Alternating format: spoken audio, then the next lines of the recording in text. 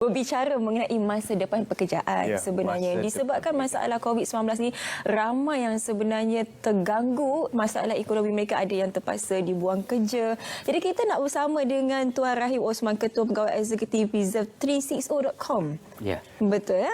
Okey, Assalamualaikum. Waalaikumsalam. Sihat? Alhamdulillah. Sekarang ni yang tak berapa nak sihat ni masalah pengangguran. Itu yang tak berapa nak sihat sebenarnya yang ingin kita berbincang hari ini. Ya, datanya pun dekat-dekat beberapa juta di seluruh dunia, ratusan juta. Dan ini menjadi suatu yang dibimbangkan kerana ekonomi akan terkesan. Tapi sebelum tu kita ingin bertanya tentang bagaimana Encik melihat keseluruhan keadaan negara sekarang pasca COVID. Ialah COVID-19 ni memang memberi impak yang besar pada landscape ekonomi negara kita dan juga negara luar lah. Begitu juga dengan perniagaan-perniagaan, model-model perniagaan dan juga seterusnya trend pekerjaan. Jadi dari segi ini memanglah impak itu besar dan ia menyebabkan banyak peniaga-peniaga yang mengalami kerugian dari segi perniagaan mereka dan ini menyebabkan mereka terpaksa mengambil langkah-langkah yang drastik untuk mengurangkan exposure dia dari segi kerugian dengan mengambil langkah-langkah yang agak drastik seperti mengurangkan gaji pekerja dan mengurangkan pekerja-pekerja itu sendiri dan sebagainya. Jadi benda ini sebenarnya melibatkan bukan sekadar golongan profesional tetapi juga golongan yang bukan profesional. Dan ini berlaku bukan sekadar di Malaysia tetapi juga masalah di global. Jika kita lihat disebabkan COVID-19 ni, banyak sektor-sektor ekonomi yang merudum jatuh. Pendapat Tuan sendiri, bidang ataupun industri apa yang perlu kita berikan tumpuan khususnya kepada mereka yang telah pun menganggur ini?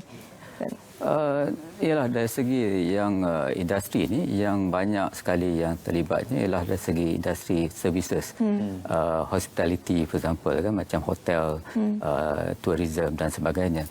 Industri ini memang banyak yang tergugat dan di sinilah di mana kerajaan perlu membantu untuk menyalurkan lebih stimulus package ini kepada industri-industri yang lebih kuat dia punya impact dia dari segi itu.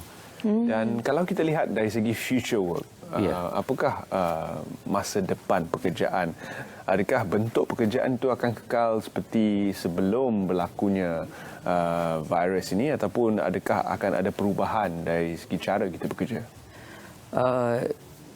Trend ini akan berubah sebab banyak faktor-faktor dari segi digitization. Jadi sektor yang banyak yang terlibat atau pekerjaan yang banyak yang affected ini adalah sektor yang tradisional macam pemandu taksi, counter service kalau you pergi kat bank semua ni, jadi mana counter-counter ni semuanya akan di-automatekan. Jadi semuanya akan dibuatkan dalam masa online. Dari segi inilah di mana pekerjaan-pekerjaan tradisional akan lebih affected. Tetapi sebaliknya dia akan juga mengeluarkan pekerjaan yang baru seperti macam kita tengok macam dari segi Grab kan, dari segi Airbnb dan sebagainya.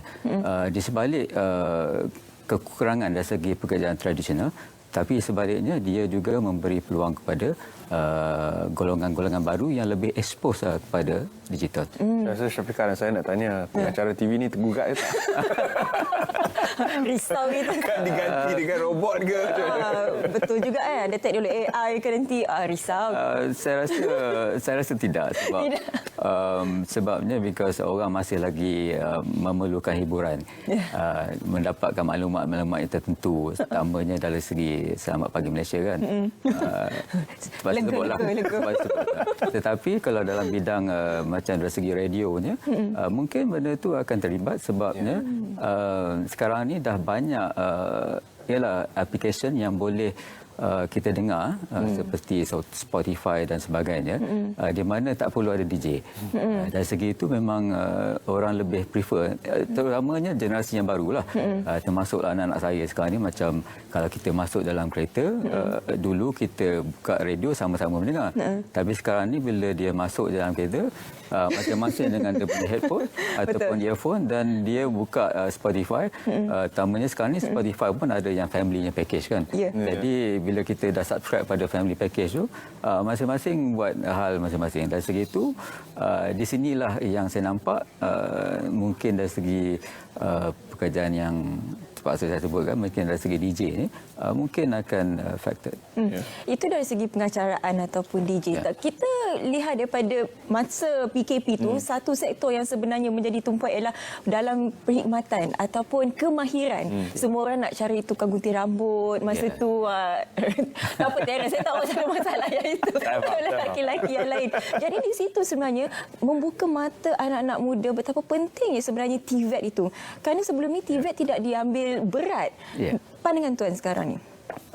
Ya, macam sekarang ni ikutkan dari segi peluang-peluang pekerjaan ni, bukan sekadar kepada benda-benda yang nyata yang sebelum ni memang fokus kepada education.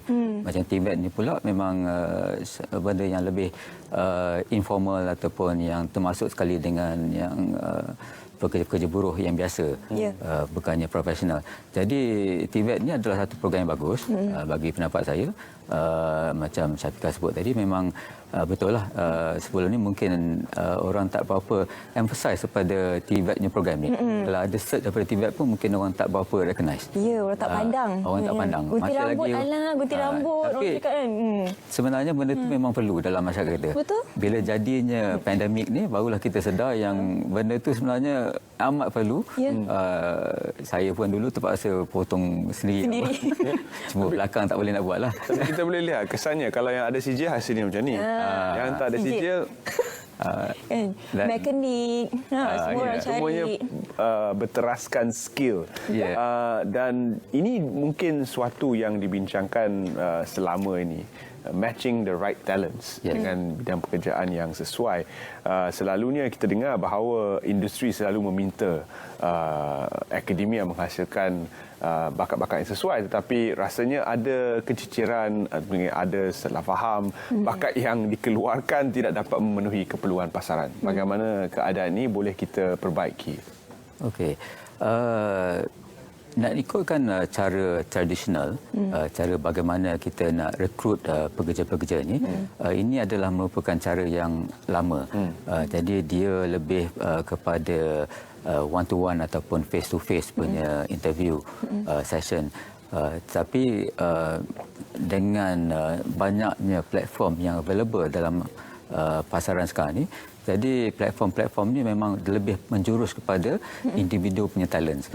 Jadi dari segi talent sebut tadi, mungkin dari segi bagaimana kita nak matchkan dari segi talent ni antara keperluan dan juga supply. Dari segi itulah matching algorithm ni adalah penting untuk matchkan exactly job requirements untuk position yang vacant. Seperti itu.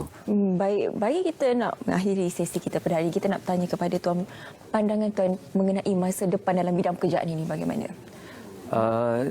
Jadi macam masa depan ni sebenarnya banyak berkisar ataupun didorong oleh dua kuasa ataupun forces. Satu dari segi digitalization, satu lagi adalah dari segi gig economy.